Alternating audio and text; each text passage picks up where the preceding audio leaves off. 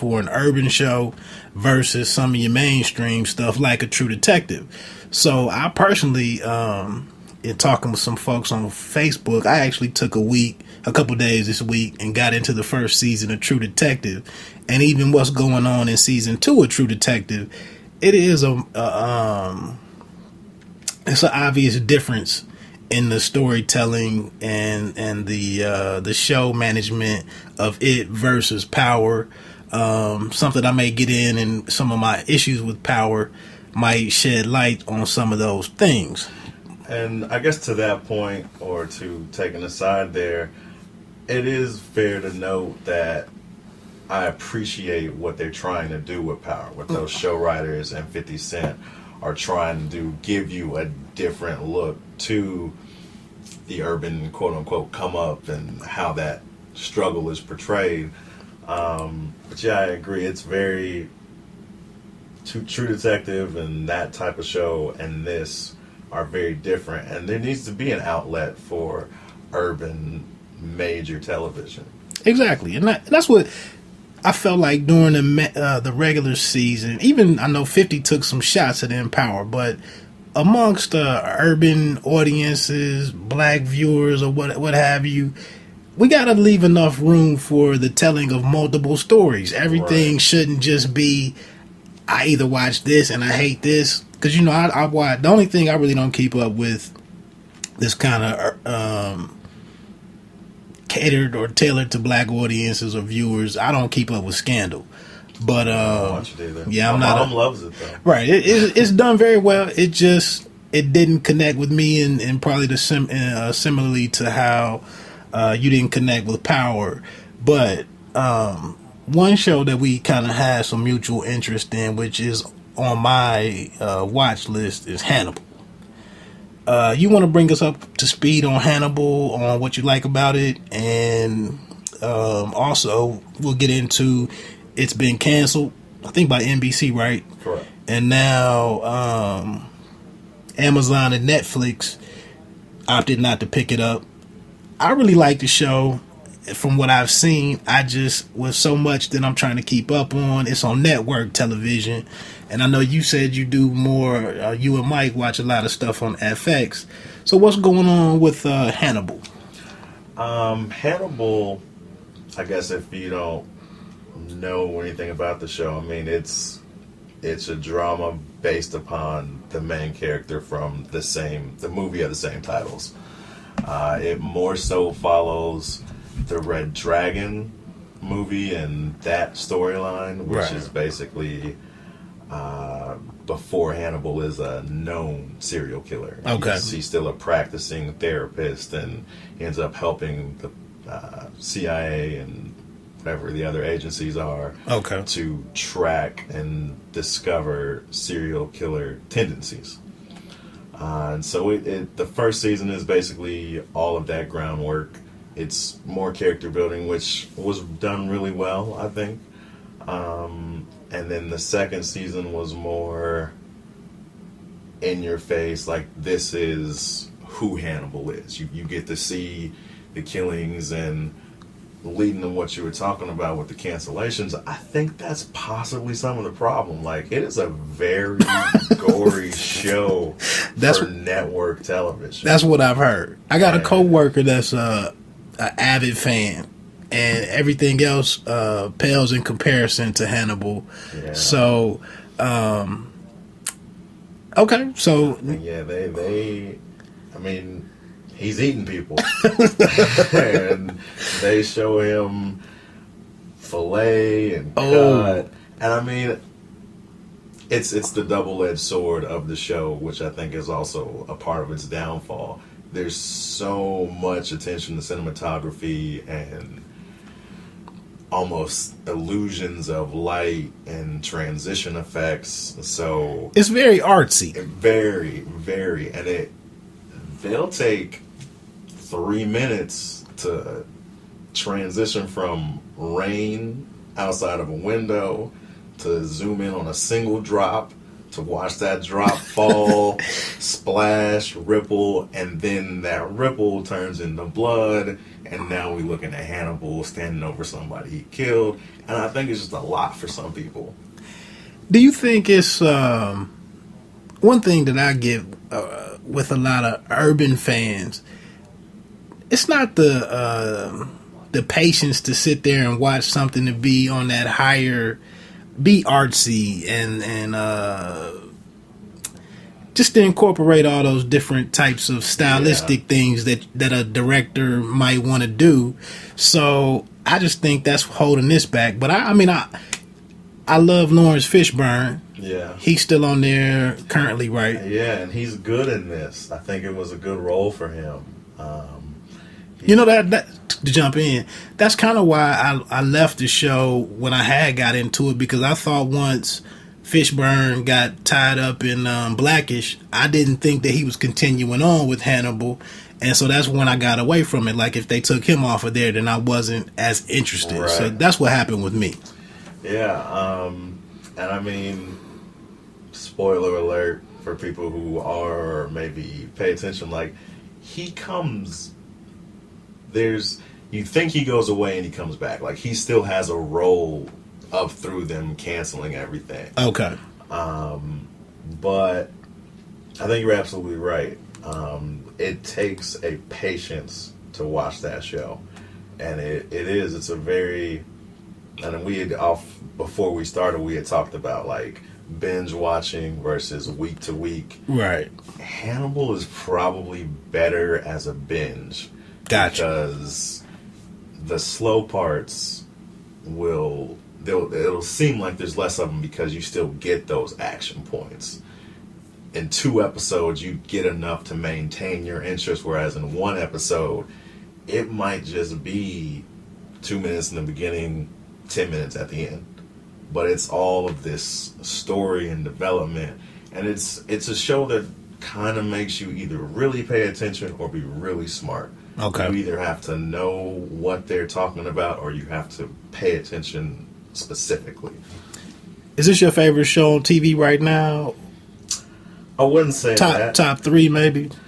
Yeah, sure, we can go top 3 like currently.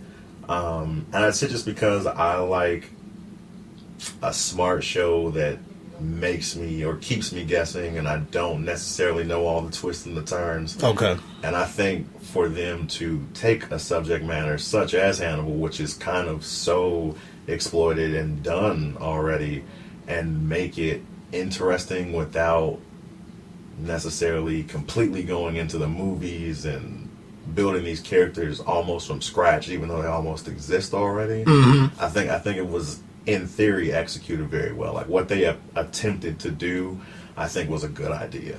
Okay. And quickly, to anybody listening that, and I always want to take some time to appreciate anybody that presses play. So I do thank that very much. I just ask you that because, and you can tell me what your favorite current show is. I ask that because sometimes we get into these arguments about our favorite rapper, our favorite football player, quarterback, running back, favorite NBA player. And it's really, to me, the conversation should really consist of your top 3, so that I fully get an understanding of what you even look for in your favorite XYZ. So to me, it doesn't make any sense for us to argue that you should agree with my number 1. What's your top 3? Then I can understand how you arrived at that. So what's your top 1 right now? Well, I'd say it like this. One of my favorite shows just called it a series a few months ago. Justified. Okay. Was one of my favorite shows. I haven't caught Justified, but I've heard good things about it, and that's one I might binge watch. Yeah. I guess short synopsis, it's a guy that works for the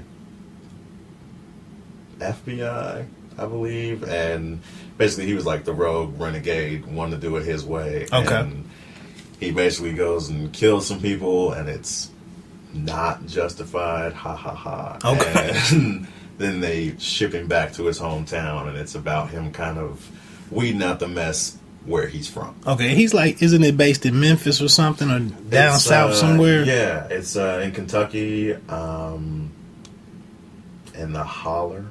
Okay. I don't know why I can't remember the actual town right now, but it's based in Kentucky. Okay. Anything else that you're really watching? Something we can bring up in a future? I like on FX a comedy, Married. Okay, not familiar with that one. Yeah, it's like almost a satire of what the typical thought is of a married couple. I saw some of the actors on that one, and I thought maybe that's something I need. Who's starring in that one? It's two people that a lot of people wouldn't know, and I don't remember their names. Like it's a girl, Ellie's. We can come back to that one. Yeah. I want to get rolling. We're at about 26 minutes. I want to get rolling with our sports stuff. I will just say that your story with the Crafted Pints venture kind of ties into why I am where I am with how I watch television now, and I prefer to let some of these shows go to the complete series, and I know that doesn't help with a network maintaining a series if people aren't tuning into it. But you guys kind of remind me of the partners on How to Make It in America. That was a short-lived series on HBO yeah. that I really loved. They were trying to make a brand of clothing called Crisp. I don't know if you remember that. But anyway, that just tied that in, that I was following that show, and Mark Wahlberg was the executive producer, and I was loving the show, and I felt like it had just got to the point where it was really getting ready to blow open, because some of the side characters they finally got their storylines or arcs defined, and I really wanted to see what was getting ready to happen with Cam and the main designer. Right. So that show got pulled, and I really, after The Wire kind of ended unceremoniously, I just was like, man, I hate TV. Yeah, I'm just like, everything I tend to get into, I must be in this minority group because these shows don't last. So I'll be honest with you right now, I did get to see True Detective. I'm going to check out Hannibal. And then the other one that I got to go back and that had several series was Sons of Anarchy. I think I'm going to check that one out. Sons is a really good show that was ruined for me. So you said that so kindly. Yeah, like it's a great show, but sadly for me, I had some buddies who told me exactly what it derives from as far as their whole storyline, the plot, the arc, and what inevitably the end of it was going to be. Okay. So I was like in the middle of the second season, and they because I started real late. Okay. And they were like second to last season when I was being told these things, and it really popped my bubble. Like it really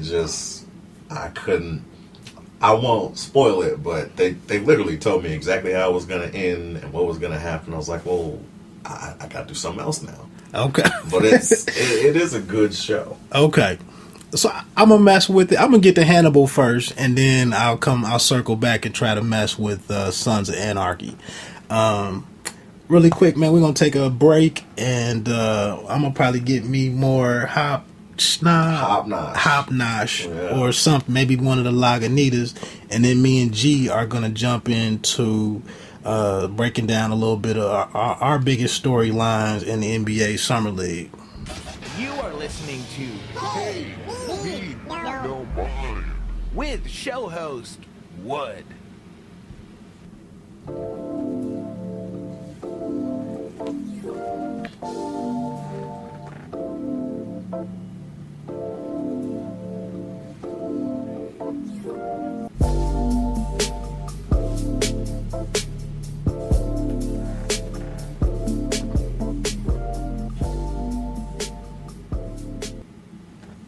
All right, we're back on. This is the Pay Me No Mind show with your host Wood. part of One Take Podcast Nation. I'm on with my special guest, Greg Kaysen, or G. Yes, sir. We just ran through a little bit of entertainment.